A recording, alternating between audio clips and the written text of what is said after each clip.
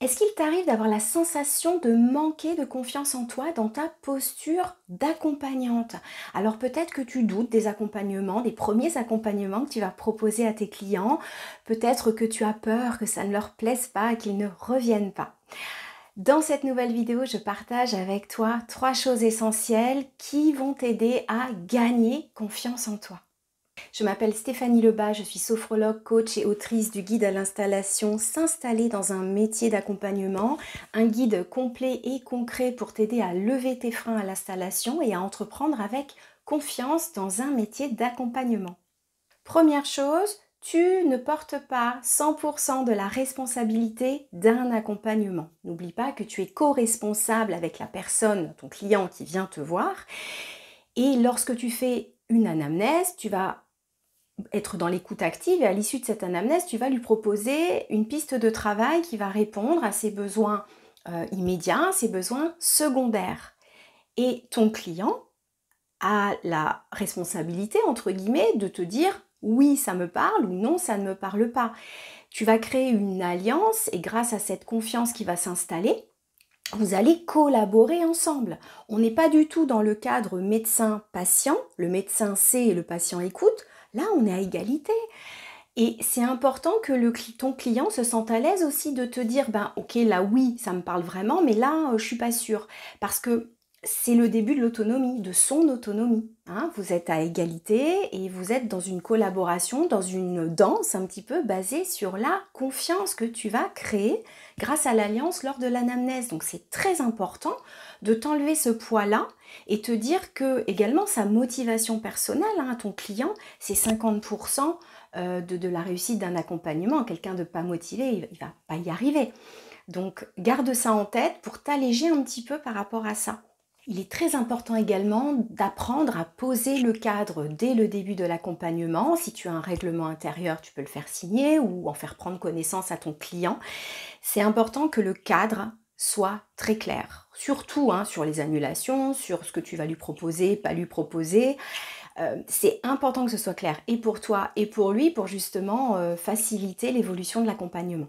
Deuxième point très important, un bon accompagnement, c'est un accompagnement qui évolue tout au long du chemin.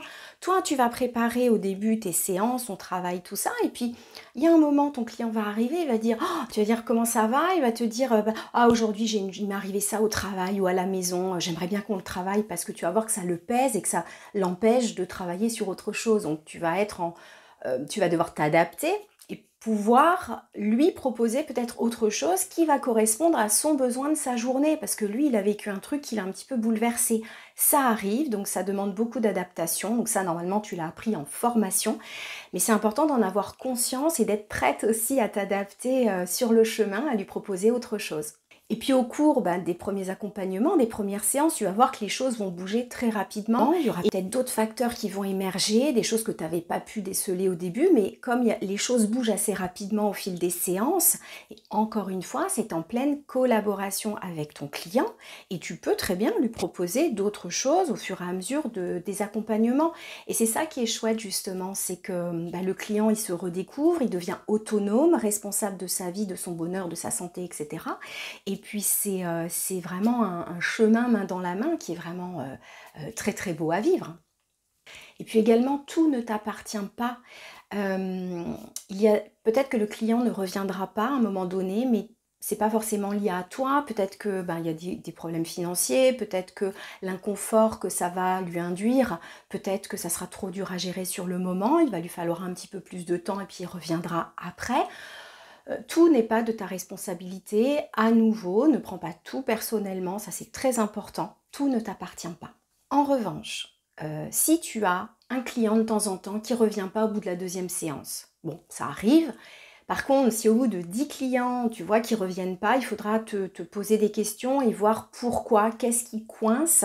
Donc c'est pour ça que c'est important d'avoir une auto-analyse bienveillante sur soi-même pour pouvoir être dans l'amélioration continue. Et puis, parce qu'au bout de 10 clients qui ne reviennent pas, il y a forcément quelque chose qui coince quelque part. Et puis je te disais quelque chose dans l'intro, je te disais, est-ce que tu as l'impression que ça ne plaît pas, enfin tu as peur que ça ne plaise pas au client? Un accompagnement, il ne doit pas plaire. il doit répondre à des besoins. Donc, et il faut être OK à ce que ça induise aussi de l'inconfort. Il faut que tu sois préparé à ce que quelqu'un pleure, quelqu'un se mette en colère. Alors les larmes arrivent très souvent, plus que la colère. Moi personnellement, j'ai pas trop vécu, mais les larmes c'est souvent. Et c'est important d'être à l'aise avec quelqu'un en face de toi qui pleure. Ça, normalement, tu as été préparé dans ta formation. C'est important de le savoir pour laisser la place à la tristesse, aux émotions désagréables et habituer ton client à ce que ce soit OK de ressentir ça et à ce que toi, tu sois très à l'aise avec ça.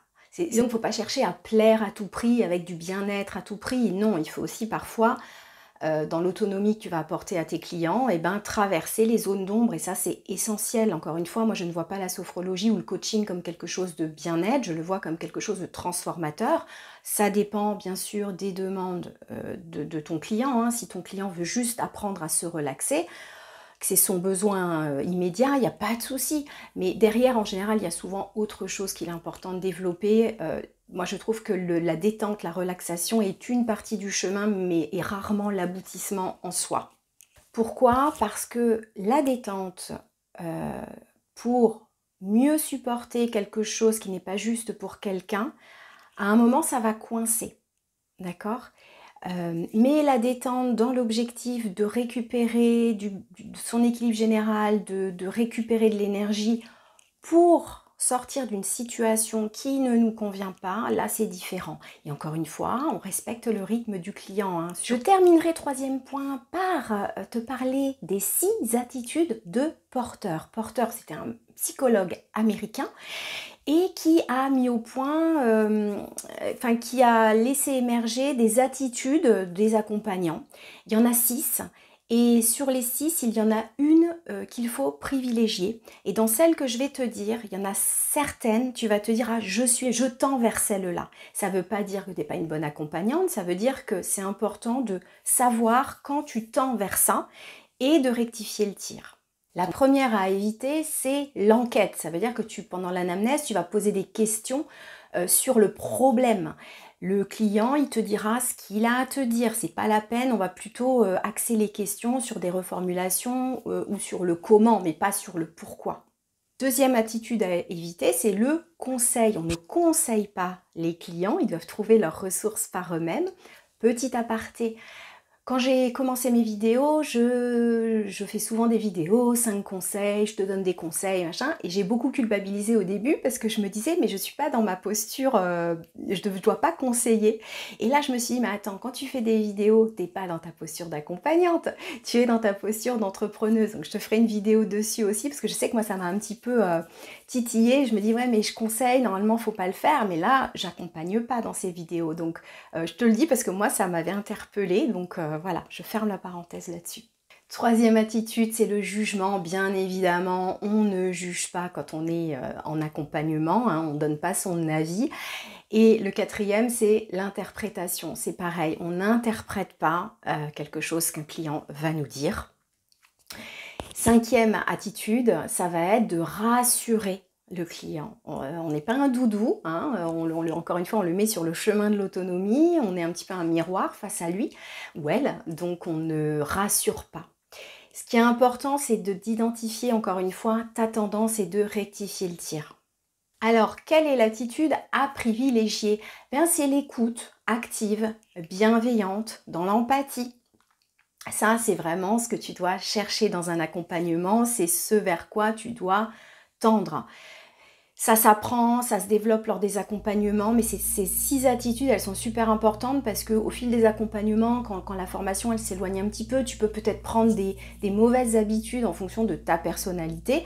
Et c'est important d'avoir cette auto-analyse sur toi-même pour rester dans le bon chemin de l'accompagnement et d'essayer de proposer des accompagnements de qualité, évidemment.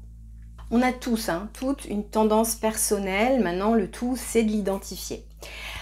Voilà, donc j'espère que ces 3 points vont t'aider à gagner en confiance quand tu vas mener tes premiers accompagnements ou les suivants si tu en as déjà mené. N'hésite pas à me dire en commentaire où tu en es, si tu en es à l'installation et que tu as tes premières anamnèses ou si tu as fait déjà tes premiers accompagnements et comment tu as fait pour gagner en confiance justement, si ces points te parlent. J'espère que cette vidéo t'a aidé et je te dis à bientôt pour une nouvelle vidéo.